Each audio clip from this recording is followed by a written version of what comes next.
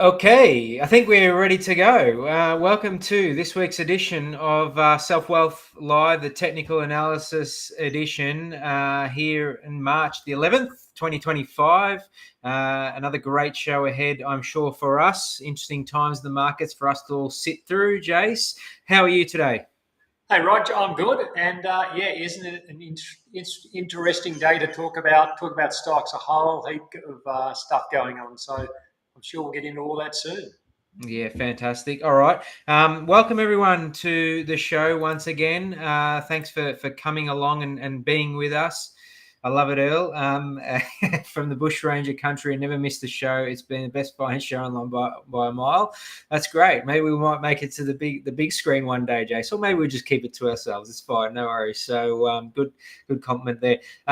If you're a new person here on the show, we welcome you once again. We are going to go through our three major sort of markets overview in the Australian market, the US markets, and the Hong Kong markets, and they're the three markets that we offer at Selfwealth. Obviously, this show is brought to you by the Selfwealth platform as well. And we use Jason, which is Jason McIntosh from Motion Trader and his service, seasoned professional, been in the game for 30 plus years. So you couldn't get anyone better, I think, and talk about the markets from a technical analysis perspective or charting, price charts. That's what we speak about on this show.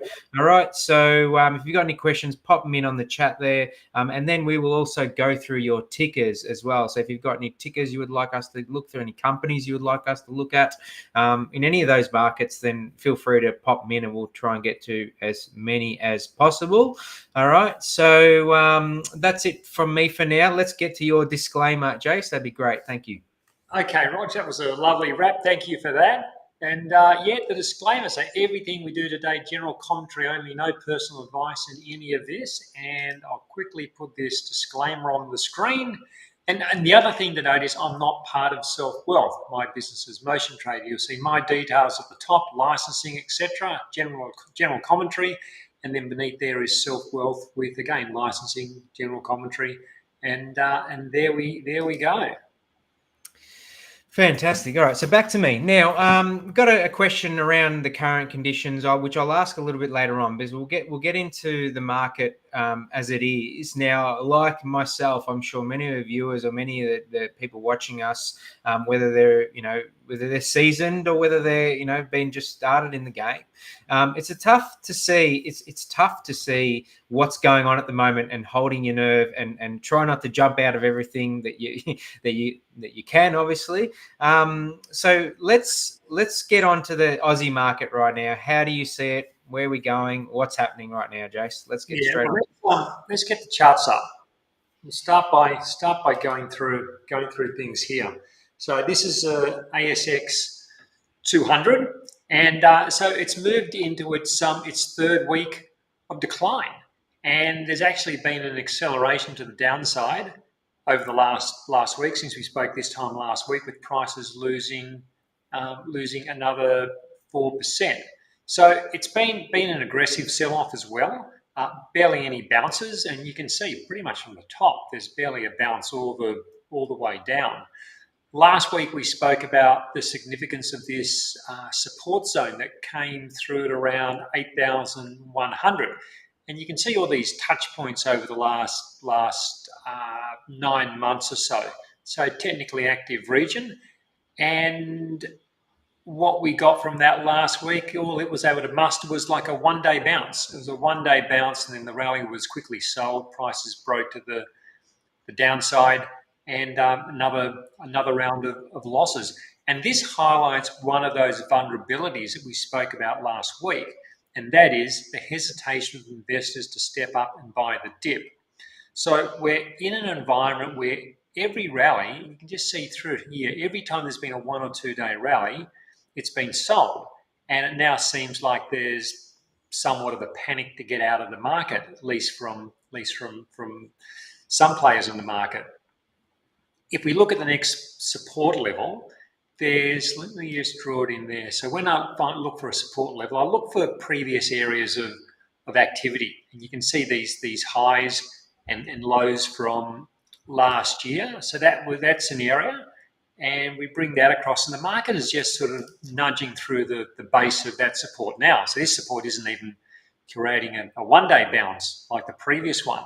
And so, look, what do we have below that? And you look for the next support level. So I need to compress the chart a bit. And then we pick up these highs from back in 2001, 2020, not 2001, I should say 2021, 2022, and then through 23. And there's a band of activity that comes in at around 7,600. Now, that's only 3% below where the market currently is. So the pullback as it stands is at around 9.4%. Now, you notice I use the term pullback, not correction, and that's because the definition of a correction is a fall of at least 10%. So technically, it's not quite a correction, at least not yet. Maybe that's going to change by the end of today. But it's and the reason I say that, it just seems like it's just this semantic difference between 9.4 and 10%. It's basically a correction. But the reason I say that is that on average, the market sees about 3 pullbacks of 5 to 10% each year. So I know it can be hard to believe that an aggressive 3-week decline isn't the start of something much worse. And of course it could be. But it's also important to note that whilst it could be the start of something much worse, there's also a variety of other things that could happen that aren't all bearish. So I think we need to keep the current decline in perspective. A 3-week pullback isn't a signal to panic and go to crash. Rather, I think, Rog, this is really important. Rather, I think it's a reminder to have a good game plan and to follow that game plan. Like, no one knows where this will be next week or next month or in 6 months' time. So it's not about trying to forecast it or guess it. It's about having a plan of how you're going to take action and respond to the situation as it develops. So a trading plan isn't just for what stocks you're going to buy and when you're going to buy them when the market's rising. It's also about managing the mini pullbacks that we get along the way. And yes, this is an ugly pullback, but it's what the market does, is how it works. We get these periods of difficult, unpleasant times. If it was nice, clean uptrends all the time, it'd be pretty easy. And unfortunately, that's not what we sign up for in the market. And when a pullback turns into a correction, or worse still, a bear market, a good game plan, when that responds, that's going to help you respond to those periods as well. So last week we spoke about some cautionary signs. So one of them we just mentioned earlier was the lack of buying on the dip, and the other was that prices had been holding below the 100-day moving average. So there, as we discussed last week, classic signs for caution, but not panic. I've continued to myself with my own portfolio. So I do this myself. So I don't just come on here and just start talking about stuff. I'm doing this myself, and I'm managing my portfolio like I'm speaking now. So I've been continuing to reduce risk and through the week, and I've been doing that through exiting stocks as they hit their exit levels. And one of the stocks I exited was like exiting for a 320% gain. So these big pullbacks, they're not all just about taking losses. Sometimes they trigger your trailing stops on good wins. So it can be about taking profits as well. I'm also happy to be holding extra cash until we get a clearer picture. So this isn't a dip I want to step up and buy, and it hasn't been, as we've talked the whole way down. I don't want to be the one giving the bid to a falling market. I'll wait, let someone else do that, watch the price action, and then if we get the right opportunities, well, then it's a case of stepping in. I'm still long the market, although this is probably the least long I've been in a while now.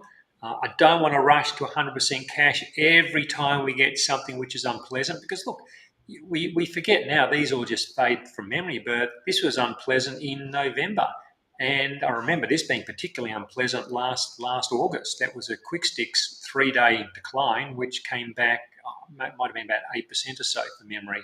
And unpleasant times, they do occur, but they don't always lead to really bad times. So that's why I don't want to jump to 100% cash every time there's a scary sell-off. I did that, I'd be closing the portfolio out probably a few times a year.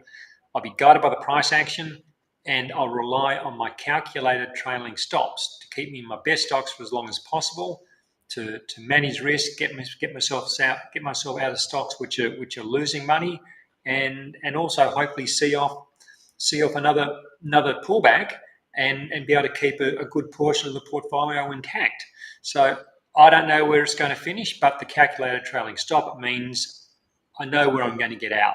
So I'm not guessing at things. I'm not getting scared out of things. I'm not panicking out of things. I've got a calculated point, which I set when conditions are calm and things can be clear-headed thoughts, and when things get pretty hot and unpleasant, it's following that plan. And also those trailing stops, they act as my backstop should the situation continue to deteriorate. So as I say, no one knows the answer as to what's going to happen next. I think it's more a case that some people have better strategies than others. And Rog, I think that's typically what makes the difference.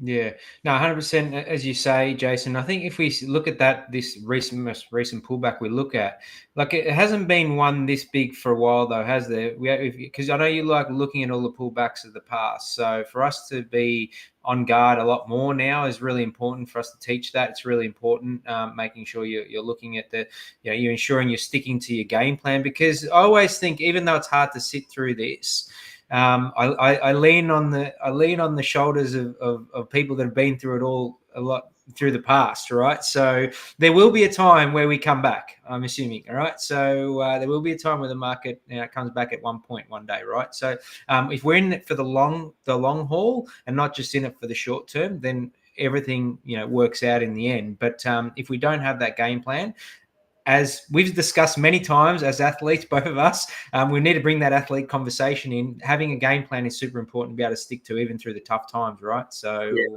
look, even though we can say, look, things eventually should come good, that's also not to say, look, we should hold and hope. Yeah, Not about holding and hoping and saying, look, things should come good. Yeah, look, that can be the case with like a long-term ETF holding. Like, is this going to be the all-time in human history that the ASX 200 reaches that level in February? I don't think so. I think it will be surpassed at some point in maybe this year, maybe next year. I don't know, but I'm pretty sure it'll be passed at some point. So if I'm a long-term ETF holder, keep cool, carry on, and let the market do what it does over the longer term. If you're trading medium-term trends in individual stocks, well, then you've got to have that plan for managing the risk in individual stocks, because they can do anything. If you're holding Star Entertainment and you're holding and hoping that one day it's going to go back to its highs, you're probably going to be disappointed. So individual stocks are another story. They're not a market ETF. So that plan for individual stocks, I think, is really important. And like often we look back at some history. Since you mentioned that, it's like I showed my strategy session members this on Friday. This is just a little period from 2014. And let me just measure this for you from peak. So the market had made a new high. It wasn't an all-time high, but it was a post-GFC high. And it tumbled 10.5% over, what would that be? That's probably 5 weeks. And it took a few months to stabilize, trade sideways, and then it was at new highs. So not to suggest that is going to happen this time, because I don't know, but could something similar happen? It's entirely possible. That's why I say there are a variety of things that could happen, and they aren't all bearish. So this decline is currently larger than what we have at the moment, and by mid-year it was, well, not mid-year, it was different time frame, but within 6 months, new highs. So when I say keep you cool, it doesn't mean to say that it's all going to work out and the market will be at new highs in the next few months. It might not be, but keep you cool in terms of following a plan rather than just saying, oh, this is too much, I'm selling a lot. It's if you do that, you probably shouldn't be doing individual stocks. You probably shouldn't be doing the stock market, because it's becoming too emotional. And when it's emotional, you're just too susceptible to making those emotional decisions at the wrong time. maybe you look back in 6 weeks and say, I should have sold everything today because the market's much lower. But then also, we could just as soon look at it in 6 weeks and go, well, I'm glad I didn't panic at the lows because now it's stabilized and it's back at the moving averages and looks like it's putting in a base. So keep to your plan rather than just shooting from the hip and going off the emotions. Yeah, no, perfectly said. Of course, it might not, as you said, might not recover. But if you got a plan, then that's where we're best sat at. All right, let's have a look at the US markets. Obviously, similar picture over there. This is really interesting. So this is another case of rallies being sold, and you can see just like the ASX, we're getting these rallies over maybe 1 or 2 days at the most, and the rallies quickly being sold. Prices are going to lower levels. So any attempt to rally, it's just not getting traction, and the selling's quickly coming in, pushing prices to new lows. We don't have the structural change yet to suggest there's a primary trend change, and by that I mean the moving averages crossing to the downside. So it's the 50-day on top, the 100-day beneath it. So a structural change is where the 50-day goes beneath the 100-day. And then we have a case where the market rallies back to the averages and then gets sold. So we don't have that change as yet. That takes time to develop.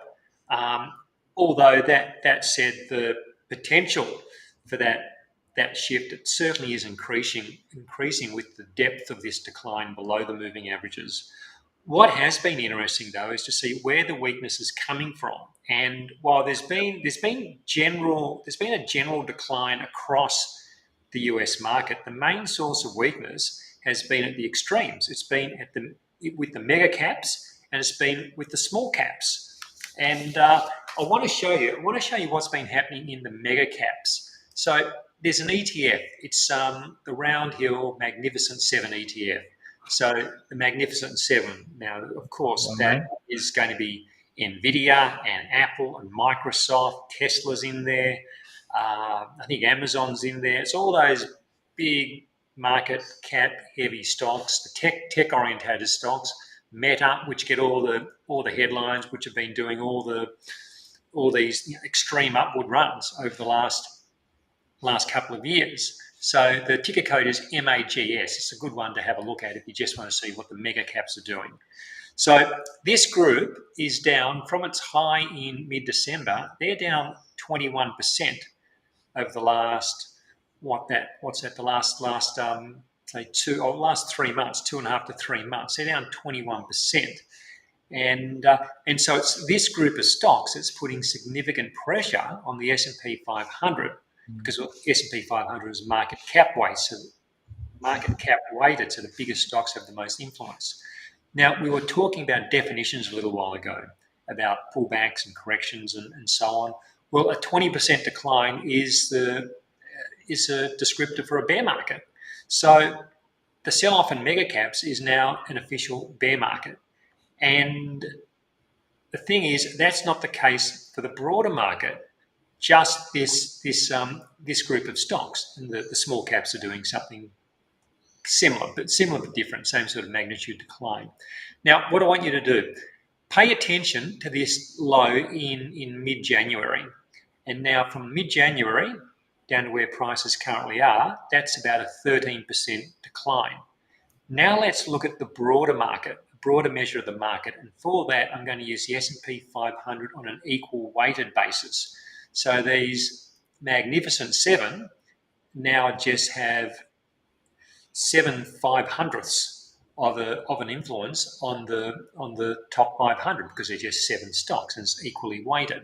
So let's go over to the equal weight. Now, when we look at this is what I think is really interesting. So here's that January low that we're looking at. Quickly jump back to the Mag 7. There's our Jan low. There's our current price. Equal weight, Jan low, current price. So the equal weight is still above its January low. Only just, but it is still above it. In fact, you'd probably say, look, at this point, it's trading within a range below its December high. So there is weakening amongst the broader S&P 500 stocks. So this is a general pullback in the market, but it's not the more aggressive selling that we've been seeing in some of the mega caps. and they're the biggest drag on the S&P 500. Now, another thing I want to do, I want to jump away from the US for a moment, because I think a lot of people assume the US is coming off, so it's this global calamity at the moment. Everyone's selling everything. That's actually not the case. Let's jump over to the biggest 50 European stocks. So this is a Euro Stocks 50 index, and you can see they're only a couple of percent off their all-time high. So it's hardly the rout we're seeing in the Magnificent Seven, and its influence, of course, on the broader US market. So also, other parts of Asia are also strong. We'll look at the Hang Seng in a moment. That's an example of what's going on in parts of Asia. So this isn't a global sell-off in stocks. It's largely a US mega caps and small caps story. And of course, the ASX has been caught up in that volatility. It's not to say that this can't spread and can't become something bigger globally, but it's not what we're seeing at the moment. If I was holding European stocks, I'm happy holding them. If I'm holding German stocks, they're up near all-time highs as well. They've been a strong performer. So it's. I think you've got to look beneath the headlines to actually see what's going on. Bringing it back to the S&P 500 for a moment to wrap this up. As I said last week, it could be a case that we go through a multi-month period of messy price action where conditions just get harder. And I think this is another reason for a cautious approach. And that same cautious approach we've been discussing over the last couple of weeks, ever since we got this false break to the upside and then quickly reversed. That was our red flag that something was amiss. And at least while this heightened uncertainty plays out, I think caution is the name of the game, and of course following your plan. As always, I generally suggest using those wide trailing stops because that helps take the emotion out of managing your positions. It's like, is my stock above its trailing stop? Yes, good, I can keep it. Is it below it? Well, now maybe I should sell it. And this is how I protect capital, and I minimise losses when things get difficult. And that's the stock market. Things will get difficult, and that's just how these things roll. It's also about having capital ready for when opportunities return. So I want to protect it on the way down. I'll close things out and let things sit in cash. And when the opportunities return later on, well, then we can jump back in and we're ready to go again. But I think for now, we just got to play it slowly, conservatively, and cautiously follow those plans. Yep. All right. So yeah, you did mention the Asian market. Let's have a look at the Hang Seng and see how that's holding up then. Well, this is such an interesting situation. I thought we were seeing signs for pullback last week, and we'd had a high and prices were pulling back. And I was like, okay, now prices are going to sort of like trade sideways or come back to the averages. And instead, they've gone up and made a new 3-year high. So that was on Friday, Hang Seng at a new 3-year high, and that's in the face of this considerable volatility we're seeing in the US. So again, at this point, this isn't a global sell-off. So the Hang Seng, I've said this for I think 3 weeks in a row, it does seem to be stretched above these moving averages. So I don't think this is the ideal entry point. Like after prices have had this fairly uninterrupted run. But overall, I think the technical backdrop is positive. The Hang Seng, it's got a series of rising lows. We can go back to 2024, and we can see this series of higher, generally seeing higher lows, and of course higher highs have come along with that as well. And they're of course the building blocks of an upward trend. If I was long the Hang Seng, I'd be happy to stay that way. Alternatively, if I wasn't long but I was interested, I'd still be inclined just to wait for the next consolidation, see how that looks, and consider it from there. But it's one of those markets which I think is one of the more interesting when we look around the globe. Going over to China, well, this remains out of sync with the Hang Seng. Prices are trading right on the moving averages, so the 50 and the 100-day moving averages. It just can't get that upside traction, at least not at the moment. I want to see clear signs of upward momentum before considering an entry point. Like the first step is getting above these highs from February. until we get that upward momentum coming in. I'm happy just to keep an eye on this one. Something could develop here, an opportunity could develop. This could be a bit of a basing structure that starts to break upwards. But I think we can wait until we get signs of a break upwards. If it doesn't, well, we can just continue to watch without having to play. So nothing there, nothing here just at the moment. All right, fantastic. It's a good view of our markets overall. Thanks, Marcus. Best disclaimer online by a mile, Jace. We should be proud of that. Best disclaimer. Maybe we can show it again at the end of the show. But you can also see it on the comments there. Okay. All right, let's get to a question from Max. That he's asked throughout the week. Obviously, you might have answered it a little bit throughout that session, throughout that wrap up there, but let's get back onto it here. So sort of, I've been pondering, about investing during these recent falls in the share market. Naturally, I'm hanging in there until stocks hit their stop losses, but I had been buying shares after selling others. So still buying basically. These recent purchases have also dropped, and that's fine. I've got stop losses in place, which is great. This is exactly what we're sort of teaching around having a game plan. But I'm wondering whether I was wise to buy anything at the moment, or should I just sit back and watch? Now, of course, I don't know what's going to happen next week. So next week, maybe we remember that example from 2014 we looked at where the market had 10.5% downside, then it came roaring back. Maybe that happens next week or the week after. I don't know. So if that were the case, buying things now would probably be a good idea, but we don't know that's going to happen. What I've been saying over the last, I think, 3 weeks, ever since we got that false break and reversal in the S&P 500, I've been talking about caution and not being in a hurry to buy stuff, not in a hurry to buy anything. I'm still seeing signals to buy stocks, but I know that stocks are more likely to trigger false breaks when you've got a volatile market and the market is pulling back. So I'm happy just to take my time with looking at new entry points, let the market stabilize. I don't need to get in at the low. I don't need to get in at the best price. I'd rather miss a bit of upside than get into a market which is continuing to pull back. And I don't know how it's going to develop. It could develop into something worse. It might not, but I don't know. So if I don't need to do anything, I'm happy to do nothing other than just manage my current positions. Hopefully, a lot of them see this off and stay above their stops, but I get out if they hit the stops. But as I say, I don't need to fight the overall momentum in the market because it's less likely that a stock's going to go on a tear to the upside when you've got this broader selling going on. It could have something might happen one day, has a bit of a surge, but then it does get caught up in the general selling of the market and pulls back as well. So that's why I say I think for myself, I'm happy to take my time with new entries just until at least things stabilise. All right, fantastic, good. The next question here on chat, and I'll let you answer this because we can talk more around the type of investing that we obviously talk about and teach. And it's how are we different? How are you guys different from elite traders, whatever an elite trader is? But yeah.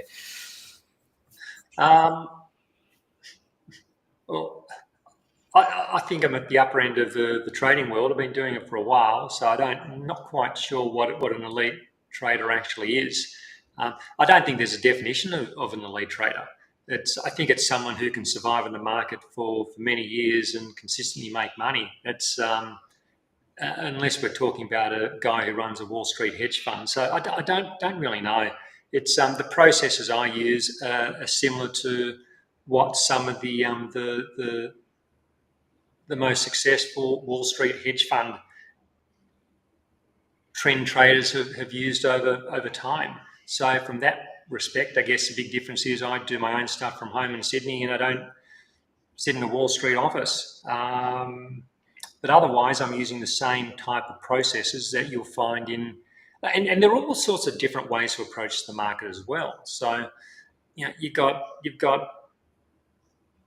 firms that are using high frequency trading, and you've got firms that are using fundamental overviews, and some of those fundamental guys are growth. Some are startups. Some are value. There's so many different things. So there's also those natural differences between process.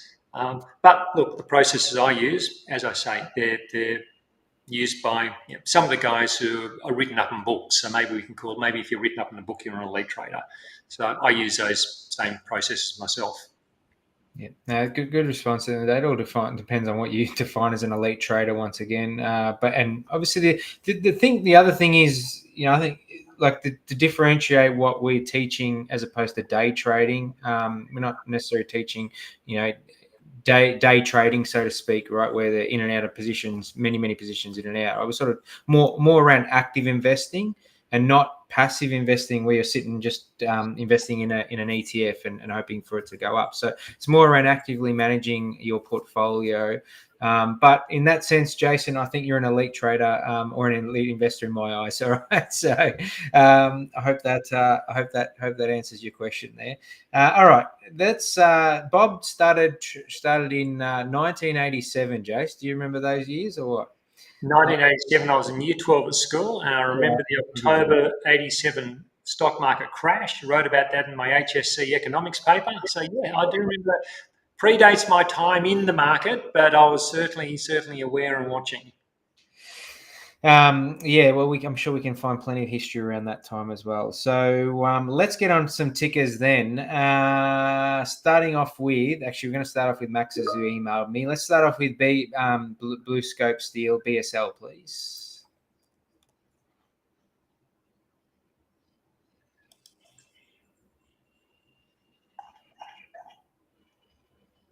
Right. Well, at this point, there's still look. It's been a bit of a not doing much stock for a few years. It's been largely range bound. You can see these drawings I have on from a previous time. It looked like there was like a basing structure and prices were breaking high. Then it pulled back within the range. It's gone sideways, and just in the last couple of weeks, it's had this shot to the upside. I think that could be something to do with maybe they've got some operations in the US. Maybe some of this tariff-related stuff is to do with that. There are. I think I'd say broadly, there is some upward momentum still in play in this stock. So it's above the moving averages. The moving averages are positive.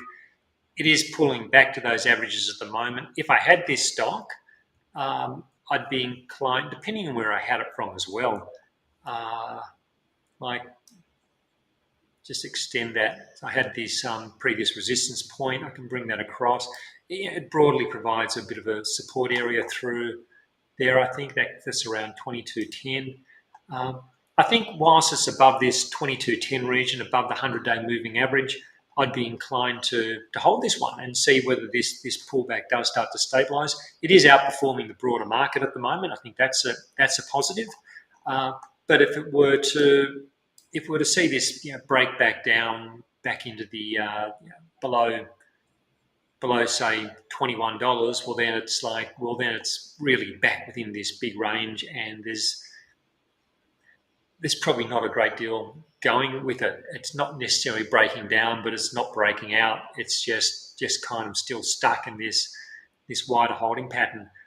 At the moment, as I say, I'd be inclined to give this the benefit of the doubt because I've got some good levels to watch. Got the support, got the moving averages. If it can hold them, great. If it can't, well then maybe I'd consider moving it on. All right. Next one is SXL.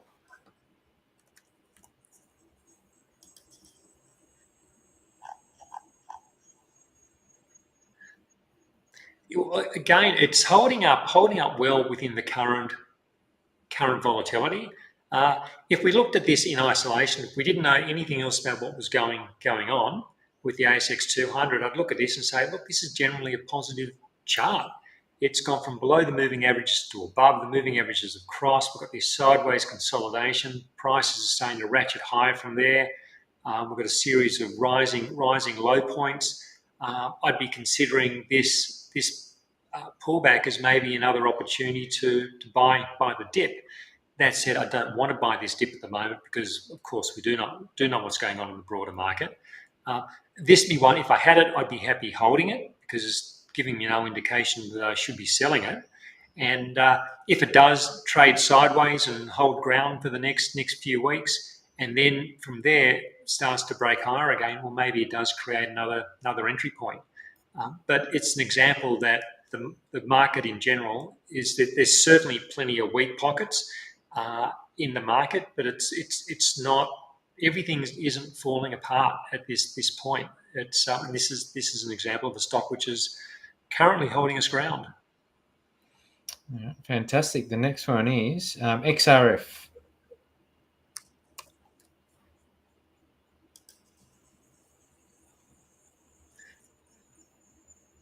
Similar in that we've still got this broad up. Well, this is a more advanced uptrend than what we just looked at a moment ago, and this is a broad uptrend that remains in place. We still have rising lows. Price is pulling back, not surprising, I don't think, given what's going on. But if I was holding this, particularly if I was holding this from lower levels and I'd been riding this trend, I'd certainly be holding it. I had my wide trailing stop. My stop would be comfortably below the 100-day moving average. I could be back as like $1.60 or something. I'm not sure. There's actually a calculated motion trader stop for it. I don't know what it is offhand, but it might be back around the $1.60 mark, roughly. So I'd be inclined to hold it. If I'd bought in at the highs, if I'd bought in on the breakout, so it looked like we had a consolidation, then prices broke out. If I bought that breakout and prices are coming back, I could be more inclined to say, look, I'm just going to close down some risk. I'll take whatever that might be, a 5% loss, and just go, doesn't matter. Or I could say, look, I'm prepared to give this a longer stop because I think this trend can re-engage. There's different ways to do it. There's not just one single way. It depends how you want to manage your risks. They can both be disciplined, but they can be different in approach. So if I'm in profit, I'm very much happy to hold a wide trailing stop. If I'm a recent entry, well, I could be shutting it down now just to close out some risk, or I could give it more room to move as well. Depends how you want to play it. Okay. Our favourite riser and faller from 2024 was DRO. Let's have a look at that one. What's happening with that one? And this seems to be breaking to the top. So it's looking interesting. I looked at it this morning. Like for me, it's still a little bit too early. We talked about this, might have been last week. I think we were talking around a strategy around how this could be played. With the price pulling back today, I'd say, look, this is too early for me. I want to see the moving averages turn and some more positive price action. But I can see a positive story starting to develop, or the potential for a positive story starting to develop. First step being getting above the moving averages. The second step is the averages crossing, the share price stabilising, and then breaking higher again. So it's probably another couple of steps for me before I get interested. But I can see how that could happen in the weeks ahead. Just with the market coming back today, I don't think there's need to rush in and buy. I think we can wait and see what happens. If it can hold on to these gains over the last couple of weeks and stabilise, maybe buy the next break higher. Should that happen? One to keep an eye on. All right. And next one would be SSG.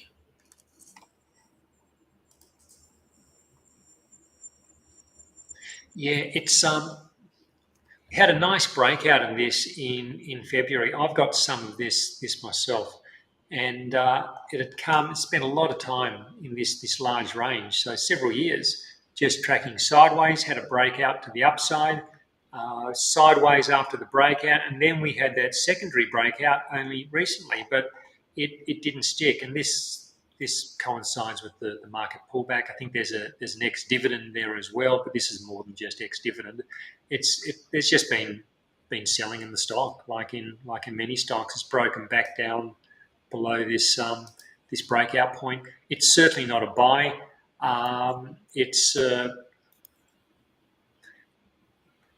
depends. It depends where. It's one to be aware of your exit point. When did you buy it? Why did you buy it? If you're in from lower levels, a wide trailing stop might keep you in. If you bought the breakout to the high, just like we were discussing a moment ago, you bought the breakout to the high. Maybe at the point we say, look, it's not working. The breakout didn't stick. It's fallen. It's back below the this previous breakout point. I'm just going to take a relatively small early loss and just protect the capital on it. I don't want to hold and hope. I'll just close it down. Could also be a case that it has had and this is the same with the ASX generally. It's had this significant move from above the moving averages to below. I expect at some point, particularly with the ASX, you never know with individual stocks, but it'd be reasonable to think that at some point we're going to get a rebound back towards at least this overhead resistance, was support, it's now resistance, or back towards these moving averages. So a rebound could also sell into a rebound. So different ways to play it, but it's not a stock with upward momentum at the moment. It's one of those ones I'd be considering if I wanted to close down some more risk. This would probably be one of the ones I'd be looking at. All right. Next one is SGLLV. Not sure. This is. Oh, wow. That it, SGLLV? Yeah, that's the one. All these interesting stocks that often you probably never hear about, and this has been in a nice upward trend. There's nothing here saying this trend is over at this point. We've got a consolidation. We've got a high point in January, and we've got a consolidation. Nothing unusual there. If I had this one, I'd be happy to continue holding it with a wide trailing stop below the 100-day moving average, and see whether this consolidation stabilizes. Well, it has stabilized, but see whether it continues to just maybe base build before potentially going higher. But there is an upward trend that's currently in place, and at this point, I'd say the upward trend is pausing. It certainly hasn't shown any definitive signs of ending. Okay. The next one is NDQ. And so this would be an ETF, a Nasdaq ETF. So this is the ASX listed one, and so we didn't cover the Nasdaq, did we? But it's going to have a big influence from the Magnificent Seven. We don't have the structural change yet to say that we're now within a downward trending phase, although the odds of that are increasing as this falls below the moving averages. So the more it gets below the moving averages, the more likely the next bounce will stalls below the averages and then opens the potential for another decline. Of course, that hasn't happened yet. We still could get a sharp rally that takes prices back up near the highs. And also, this is an ETF holding, so it comes back to that question: how do you want to hold a market-based ETF? Are you in this for a medium-term trade? Like, you're trading this medium-term trend? Did you get in early March and you've been riding this trend all the way up? Or is this a buy and hold, where you just think, look, I'm happy to hold this for the next 10 years? There's no single answer as to what to do here. I'd be hesitant to step in and buy anything whilst it's in a falling mode. But like, I had an S&P 500 ETF position, which I sold a couple of weeks ago when we had the confirmation of that false break we spoke about. So that was this day through here. It was towards the end of the week, it was somewhere around late February, I think. Sold my S&P position. What would I be doing with this now? If it's a long-term holding, yeah, Rog, I just can't answer it because I don't know what people want to do. But that's what you've got to think about with these things. Are you long-term, or are you just reacting to the negative price movement? it's something for everyone to consider on their own, really, I think. Yeah, definitely. When it comes to ETFs, the other ETF here is IVV. So let's just have a quick look at it. Well, that's S&P 500, Right, so yeah, and similar thing. yeah, so you got currency movement in there as well, because it's like this is an ASX listed version. I'd like at this point myself, I'd be holding. I'd be holding because we don't have the structural change in the market to say this has turned into a bear market, and I want to see what the next rally looks like. At some point, there will be a rally. I don't know where the rally is going to come from. Is it going to start at current levels, or is it going to start from much lower? But at some point, there'll be a rally, and if it's a strong V-shaped rally, well, that will show significant buying, and the dip is now starting to come in. Or if it's a soft, muted rally that can't gain any traction and the market just gently treads sideways, well, then it's a sign that the sellers are hovering over the top of the market and trying to unload stock, which creates a vulnerable technical structure, which can then break to the downside. But we don't know what that's going to be until we get more price action. So whilst I did sell my S&P 500 ETF, if I was still holding it, I'd now be at the point where I'd say, like, okay, this has been a 3-week sell-off. I can see the selling's coming into the Mag 7, but the broader market seems to be holding. I want to see what the next rally looks like, and I might make another decision based on that. But it's, as I said earlier, it's about responding to the price action and thinking it through and having a plan so you can act on it rather than just get caught up in the emotion of the day. All right, let's look at 3 from Katie here. WOR to start off with.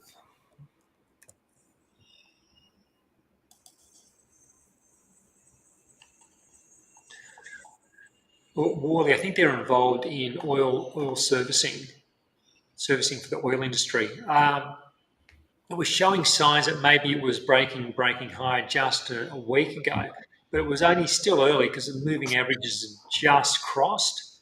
But it was showing some positive signs. It had broken above. Looks like there's like a lot of technical activity through this $15 region. Got above those, but it didn't stick. It's quickly come back. So I'd probably be looking at this as being probably a false break to the upside. If I'd bought that false break, if I wanted a more aggressive exit, I'd probably consider closing it now just with the current market situation.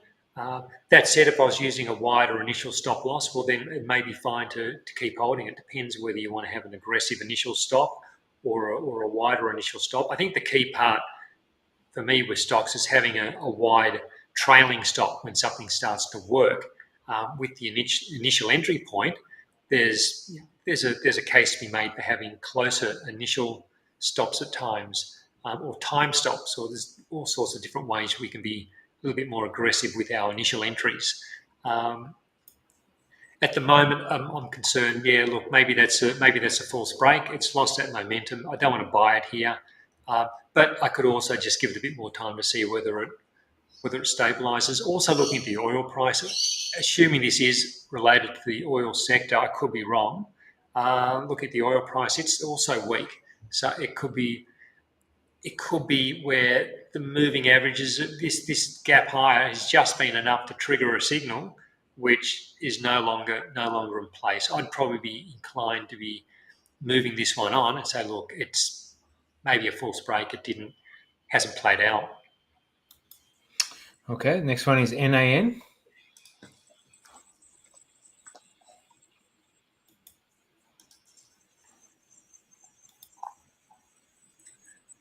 Well, so far, this break up to the upside is holding. It's good to see it's been supported on the pullback. The pullback's been shallow so far. I think there's a good chance it's going to do a bit more work before anything more happens on the upside. But it's the structure here is positive. It's above rising moving averages. So it must be a news-related surge in the share price, more than likely. Bit stretched above the averages at the moment, so I think some consolidation is in order. But if I had it, I'd be happy holding it. All right, fantastic. Next one's BGA.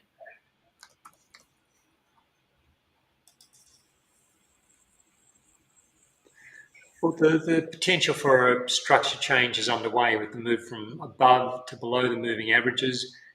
It's what's the next? What does the next rally look like? Do we get a rally that just comes up and stalls below the moving averages? That type of price action would open that window of vulnerability, where then you can see from there you can get the break lower. Or is it going to be something where we do get like a stronger rebound and prices are quickly back, sort of like midway between the high and the low, which then opens up the potential for like a longer sideways consolidation. So we don't know. We don't know at this stage. It's not a dip to buy. From my perspective, I don't want to buy a dip below the moving averages. I'm happy to buy a dip back to the moving averages, not a dip below the moving averages. If I was in this from a good level, if I'd bought the initial breakouts when the moving averages were crossing, I'd still be happy holding because I think my wide trailing stop would be a little bit further below the market. It's a motion trader stock, and I haven't seen it come up in the exit, so I'm pretty sure the trailing stop is a little bit lower. But I'd be aware where the stop is, and I'd be ready to action it should the price come back. But at this point, I'd still give it a bit more time. Base my exit off my calculated trailing stop, but also watch the next rally, see what it looks like. That could be a sign as to what's coming. All right, fantastic. Now, I think we're out for now, which is kind of a change, which is good in terms of tickers. But I'm going to give you one which your service provided, EAX. Let's have a look at this one. Now, I know you're going to talk to me about liquidity around EAX, liquidity around this stock here, Jace. But is this one of these ones that it's good for me, but am I staying out of it now because of this bear or this downturn in the market? That's the question. Yeah, it's an unusual stock. It's unusual to get a signal on a stock like this. I had a look at it the other day, and it's only got a market cap of about $12 million or $15 million or something. It's a really small stock, and I don't normally get signals for stocks so small because they tend to be stocks that small tend to be 1 or 2 cents, and they're just so volatile they get filtered out with volatility. But you can see this stock is barely moves. It just moves in small ranges, and it's also like at around 36, 35 cents. So what's happened here is that it's above the moving averages, and for whatever reason on this day, on the when's that, the 3rd, I think it's the 3rd of March, the 28th of February, had a strong up day, triggered a signal because it's made a new high. See, it's broken above these previous highs. Moving averages are positive. But what's happened since then, because it's so thinly traded, it hasn't traded since. There's been no trades in the stock. I had a look on the bid and offer a few days ago, and there is an offer to sell, but it's up. To buy. Yeah, to sell. There's an offer at 51 cents. So the only way to action a signal to buy this stock is to pay the offer at 51 cents, which is just like, it's too thinly traded. So a stock like this, I've just got to leave alone. It's if you can't get in, it's going to be probably even harder to get out at a reasonable level. So yeah, you can see nice setups in some stocks. There's another example is a stock which I had a signal for a while ago. It's a New Zealand based. They're involved in the film industry. So this is the main listing in New Zealand, but there's an ASX listing, and I got a signal to buy this stock at somewhere mid last year, but the bid, even though it's been a nice trending stock, the bid and offer are just too wide, and I decided, look, I just can't play this. I can't play a stock where like say it was trading at $2.20 at the time. The offer might have been at $2.34, and the bid might have been at $2.06. So I'm just making those numbers up to give the example, but it was wide. So I don't want to have to cross these wide spreads to get in and out. So sometimes even a nice setup I'll have to pass on because a stock is just going to be, if it's too hard to get in or out from, it's even with a relatively small position size, it can become too hard to manage. And there are generally plenty more opportunities out there. So sometimes we let a nice setup go in favour of one with better liquidity. Yeah, I knew, and to be honest, once again, it was great that I brought this example up because if you look at the market depth on the EAX now, if people are not sure what we're talking about when we're talking about liquidity or being able to get in and out quite easily. If you look at the difference between, I'd have to buy this right now at 61.5 cents, but the next buyer is sitting at 38 cents, right? So I never get my money. It would be a while before those bids and offers come closer together and I get close to what I would be able to buy it at, right? So I think it's a great example and a great way that how you've explained that, Jason, to be honest. I hope that's clear for a lot of people there, right? So based on that, you pay the 61 cents and then you give the 34-cent bid at the close in the afternoon. It's a good way to chop up, what's that, 80% or 90%, and yeah, you're exactly. being responsible for the day's range. It's Yeah. just a crazy situation which you don't want to get involved with. Yeah. All right. We've got a couple more tickers come in, so let's quickly go through them. TLS, please. Sorry, before we get to that, let's have a quick look at gold. I missed that. Gold prices. Lots of talk around the US losing reserve currency status, and under Trump's looks even more wobblier. Oh, that old story's back. That story's been around for 20 years about the US losing reserve currency status. The gold bugs love to wheel that one out. And who knows what's going to happen in the future? But yeah, it's a story which has been out there for a long time. This trend remains in place. It's been such a smooth advance since the December low. I won't be surprised if there's a longer consolidation. Like, yes, look at these consolidations. Where's that? Late last year, and then there was another one mid last year. So the market will have a nice run, and then it consolidates. Has a nice run, then it consolidates. This has been a nice run. I think there's scope for this consolidation to go on a little bit longer. Like, I'm long gold, I'm staying long gold. I'm not trying to trade around the consolidations. It's just like I've got a core position. I just hold it, and when it consolidates, it consolidates. So it's more so from an entry perspective. Like, do I want to buy some more now or wait? I'd probably be inclined to wait at the moment. There's also a bit of downside in some of the gold stocks today. That could be related to the general market pullback. But I think the overall structure in gold is good, and also the US dollar is a key part to this. And what's happened here? So this is the US dollar index. So it's not against just the Aussie. It's the euros in there, the yen, Canadian dollar, the British pound. There's a whole lot of stuff that goes into the index. The Aussie dollar's in there. And so what we had, the US dollar looked like it was breaking. Well, it was breaking higher around the beginning of the year, but that breakout has now failed, and prices have fallen pretty heavily in the last week. So that's when the dollars at least. When the dollar isn't strong, it could be going sideways, or especially if it's going lower, that can become a tailwind for gold. So I think there's a good backdrop for gold as well. So it's a story I'm happy to continue to run with. All right, fantastic. TLS, let's jump on Telstra.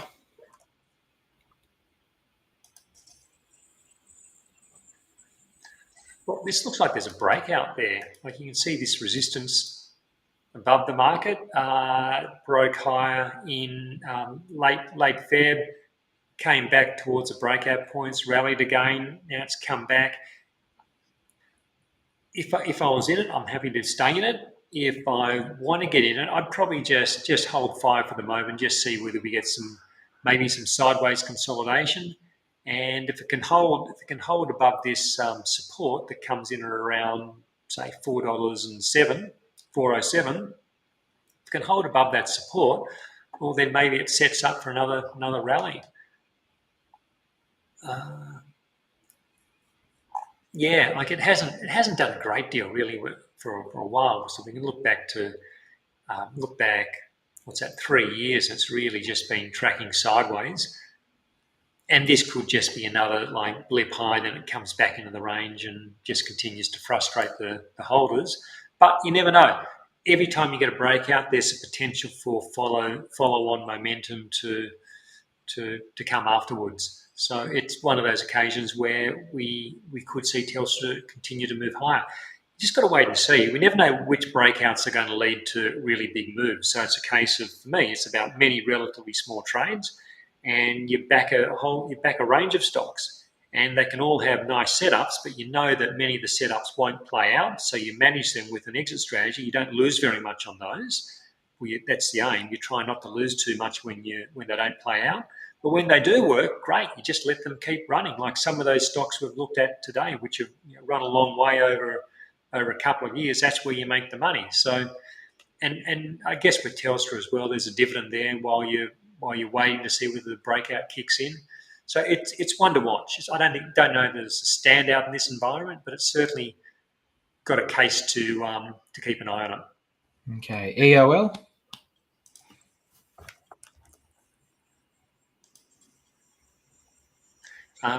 Trends up here, but this is another one of those low liquidity stocks. It's like if I had this one, I'd be very much happy to hold it. Yeah, I'd certainly be happy to hold it. Initial signal for this could have been back here around June last year, and it's been very much a tradable trend with these pullbacks to the averages being well and truly contained by a wide trailing stop. This is why we use wide trailing stops. You can see these pullbacks off and stay in these trends, which can really extend nicely. At this point, if I had it, happy to hold it. My stop would be back below the 100-day moving average. I'm giving it heaps of room to move around. I think it's probably even more so important when it's a thinly traded stock, because you only get whipped out by someone just hitting a wide offer. I'd be happy to hold in this one. I'm certainly not looking to buy it at these elevated levels in the environment, though. Yeah, just on the buy and offer side, the last traded price for that was 10.13, but the difference between what you can buy it at now, or on the market depth, is 10.49. If you were a buyer, but if you obviously it's 10.03 as a bid, right? So there's 50 cents difference between the bid and the offer, right? It's quite a difference in spread, yeah. Right? Yeah. So it's almost this range bar that you can see from yesterday. That's almost like the bid and like the offer. So probably another reason why, as I say, with these wide stops, you want those, or with these thinly traded stocks, you want to give them a bit of extra room to move around, because you don't want someone just going, I've got to sell today. They hit the bid and it hits your stop at the same time, because it's the wider bid and offer. With a wide trailing stop, that's not so much such an issue. All right. The last one's IPX. No, it's the wrong code, I think. That's the one. Yeah, look, the air's really coming out of this stock. So it had the initial sharp decline, and we got the rebound. So we talked about that earlier, how some of these stocks look like they should have some sort of a rebound at some point. The market in particular, sometimes if you're waiting for a rebound in an individual stock, it just keeps giving way, and the rebound can be muted. So it's waiting for rebounds to sell always isn't a great exit strategy.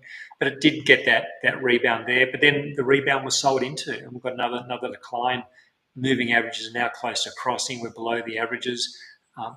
I'd be working off the calculated trailing stop for this. So with my exits, I'm working off the calculated trailing stop. I'm not working off the structure as such, because I've seen stocks where they look like it's becoming a bearish structure, but then they base and they rally again, and that can happen. But I don't want to be buying. I don't want to be buying this sort of situation, and I want to know where my exit point is. I don't recall this one. It probably would have been a motion trader stock. It probably is a motion trader stock. I don't know that it's come up in the exit signals. I can't remember. If it has, well, it's already hit the stop loss. If it hasn't, the stop loss is probably not too far away. So I'd be keeping a close eye on that. If it hits the stop, I'd be out. It's we've gotten a nice run out of this stock, depending on where somebody might have gotten in. But it's no longer a good setup with all this time now below the averages. All right, fantastic. I think we will close up for today then, Jace. That's all for today. So thank you everyone for your questions. Thank you everyone for your tickers. There is one last question there from Tristan. Unfortunately, we can't offer you any advice on the best leverage trading platform here in Australia for trading. So you're going to have to do your own research there. There is one last comment there. When is your book coming out, Jason? You can go over to Motion Trading. You can download Jason's fantastic ebook that you can get there. I kind of write a short chapter each week with the weekly mentoring reports, where I'll give you a story which I'll tell about something which I'll relate back to trading. And I talk about the process. It's all how the process I use and the process which I've seen used by many successful people over decades have used, and that's like how we buy into strength, we trade the trend, we spread risk, let profits run, give winners room to move, cut losses relatively early. So I talk through all those principles and help people make that process their own. So it's not this secret methodology which is locked away, which no one can access. It's well known, well used. I think the secret is bringing all those components together, and that's what I want to help people try to do. People might be good at doing one thing. They might be good at buying and holding, but they're not good at selling. Or they might be good at selling, but they can't find ideas. Or they might get all those things right, but then they don't spread their risk well enough, and one stock can blow the portfolio up. So it's like bringing all those components together, and that's when I think you start to get towards a repeatable process, a repeatable strategy that can lead to success over time. Yeah, for sure. So there's my mini books mini chapters that come out each week. Yeah, and I can vouch for that as well, Rock. I mean, there's a lot of stuff online. Obviously, you can go and research, you can go and look at. But if you I stopped following everyone because that's the thing. You can't follow everyone; it just becomes too much. So some of the articles that you write, it's more than the chapters you would read in many books, right? There's a lot of great experiences of yourself, a lot of great analogies, a lot of great examples. So they're very long. They're long form articles which you write, which are very valuable in that sort of sense compared to a lot of generalistic sort of articles you can read out in this day and age in the market on YouTube and stuff like that. So to me, it's more than a book what you write in those mentoring articles. I mean, I don't read every single week, but the ones that I do read have a great headline, and you always get some lessons from it. So if you do want to check out Jason's books per se, then please visit his stuff over there at motiontrader.com.au. He's got some great books that you can online downloadable format books as well that teach this sort of system on a high level as well, right? So go and check that out over at motiontrader.com.au. If you would like to check us out at selfwealth.com.au, then please go over to that website and you get your fixed price brokerage with us, along with a great platform to use as well. If you've got any questions, feel free to ask anytime.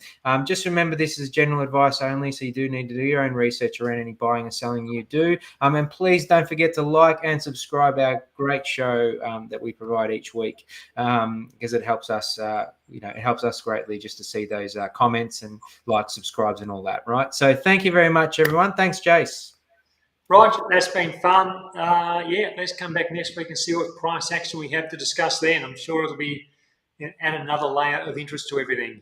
We definitely will. See you next week, everyone. Have a great week ahead. Take care. Bye-bye.